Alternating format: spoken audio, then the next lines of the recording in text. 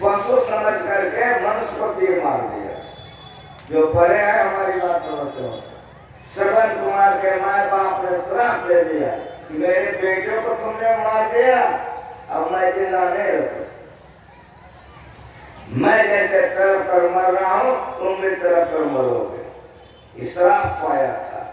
और राम राम हा राम कहे राव गए सुधाम। बेचैन होकर के तरफ तरफ करके दरस जी मर गए। और मरकर कहाँ गए सो सुनिए, राव गए सुधाम। सुधाम न स्वर्ग। अगर आप लोग संत के सत्संग में बैठते हैं, बराबर सुनते हैं, तो सत्संग में सुनाया जाता है कि स्वर्ग पर करे खखार, नर्तन दुर्लभ देव को सब पुकार। जो विषय भोग की दुनिया में भोगते हो, स्वर्ग में भी वही भोग भोगोगे, शांति नहीं मिलेगी। स्वर्ग में जाने के बाद भी शांति नहीं मिलती है, मोक्ष में जाने के बाद शांति मिलती है। दशरथ जी बढ़कर कहाँ गए तो बढ़िया सुनिए, राम राम आराम कही राव गए सुरधाम। स्वर्ग चले गए। दशरथ जी मरकर स्वर्ग चले गए। रूप रस गंध स्पर्श सब जो विषय यहाँ भोगते हो वही विषय वहां भोगा जाता है। लेकिन यहाँ कमा के भोगते हो, वहां जमा भोगते हो। तुम जो पुण्य किए हो उसी पुण्य को वहां जाकर भोगते हो। आप कैसे बुझोगे इस बात को? एक शहर में एक होटल है, 10,000 रुपया एक रात का है, फीस उसका 10,000। 1 लाख रुपया होटल में जमा कर दिए हो। बढ़िया से सुनो, उस होटल में खाली घंटी बजा जो चाहोगे मिल जाएगा। मंच पर बहुत बातें इशारे में बोला जाता है, खाली घंटी तो मारना है, जो कहोगे वही आ जाएगा। लेकिन कितना दिन तक मौज मस्ती लोगे? 10 दिन। ठीक है, जमा कितना किए हो? 1 लाख। कई दिन मस्ती लोगे? 10 दिन। 11वां दिन रहना चाहोगे तो रहने देगा, गर्भनिया दे देगा। उसी तरह से पुण्य छीन जब हो, स्वर्ग से नरक में आवे। जितना पुण्य है स्वर्ग में भोग लो, फिर नरक में हो। भक्ति का फल क्या मिला? ये मेरा गुरु सिखाया, इस संतों का ज्ञान है। भक्ति का फल क्या मिला? और सुनिए, दशरथ जी के लिए दिया हो गया, माँ कौशल्या को क्या मिला? जवानी में विधवा हो गई। जवानी में विधवा हो गई। इतने नहीं, जवान बेटा जंगल चला गया, बहू जंगल चली गई। कितनी बेचैनी, पति मर गए, बेटा बहू जंगल में, बोलो सुख मिला कि दुख मिला? ये भक्ति है। ये बोला के दर्शन करने का कि राम ऐसे पुत्र जिनको हुआ उसको दुख नहीं छूटा, तो तुम्हारा दुख कैसे छूटेगा? सोच लो, को बढ़िया से सोचो। इस मत में आए हुए सत्संग का ज्ञान सुनो बढ़िया। ये तो विष्णु भगवान के लिए कहे हैं। अब दूसरा सुनो कि ब्रह्मा जी का भक्त एक था, उन्होंने बड़े दिनों तक तपस्या की, बहुत पुण्य किया, मर करके ब्रह्मलोक गए। अब ब्रह्मलोक में गया तो उसको भूख बहुत लगने लग गई। तो ब्रह्मा जी को जाके कहा कि पितामह कहाँ का भोजन का कुछ बताइए, हमको भूख लग रही है। कहा तुम अभी मृतलोक में नहीं हो, अभी ब्रह्मलोक में हो। भोजन मृतलोक में होता है, भूख मृतलोक में लगती है, यहाँ भूख नहीं लगती। इसलिए भोजन का कुछ सामग्रियां यहाँ होती ही नहीं है। हमको तो बहुत भूख लग रहा है। ये कथा किसने कहा है? अगस्त जी ने भगवान श्री राम को सुनाया और हमारा गुरु हमको सुनाया। सत्संग लोग पढ़ लो। भगवान श्री राम के गुरु थे, उनका ज्ञान, अगस्त जी संत थे, अगस्त जी ने भगवान श्री राम का ज्ञान सुनाया है।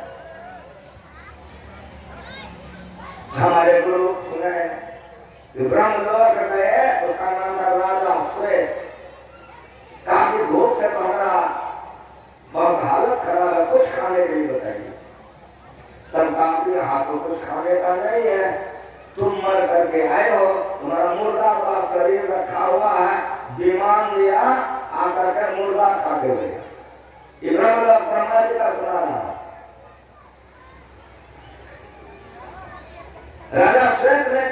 कितना देर खाएंगे? अक्षय करके तो हम रोने लगे कि इससे उद्धार कैसे होगा। कहा जिस दिन संतों का दर्शन होगा उसी दिन तुम्हारा उद्धार हो जाएगा। महाराज की ब्रह्मलोक जाने के बाद भी अगस्त जी एक दिन आचमन कर रहे थे। राजा श्वेत विमान से होता और मुर्दा खा रहा। अगस्त जी से नहीं रहा गया, रुका कौन है तुम? ये तो ब्रह्मलोक का विमान है। कहा तुम तो ब्रह्मा हो। कहा मुर्दा क्यों खाते हो? तब राजा श्वेत ने अपना सारा दुख बताया। जो ब्रह्मलोक में रहता ब्रह्मा का शरीर पाता है, जो विष्णु लोक में होता विष्णु का सा शरीर रहता है। राजा श्वेत ने अपनी सारी कहानियां सुना दी, अपना पूरा परिचय दे दिया। तब कहा कि मैंने तो अपनी परिचय दे दिया, मैं आपका परिचय जानना चाहता हूं, अपना परिचय दीजिए। अगस्त जी ने अपना परिचय दिया। जैसे कि लोग मुझे अगस्त कहते हैं, चरण पर गिर गए श्वेत कि हमारा उद्धार कीजिए। ये ब्रह्मलोक जाने के बाद ब्रह्मा जी का सुना दिया, विष्णु भगवान का, अब शिव जी का भी सुन लो तो 33 स्वर्ग का हो जाएगा ना।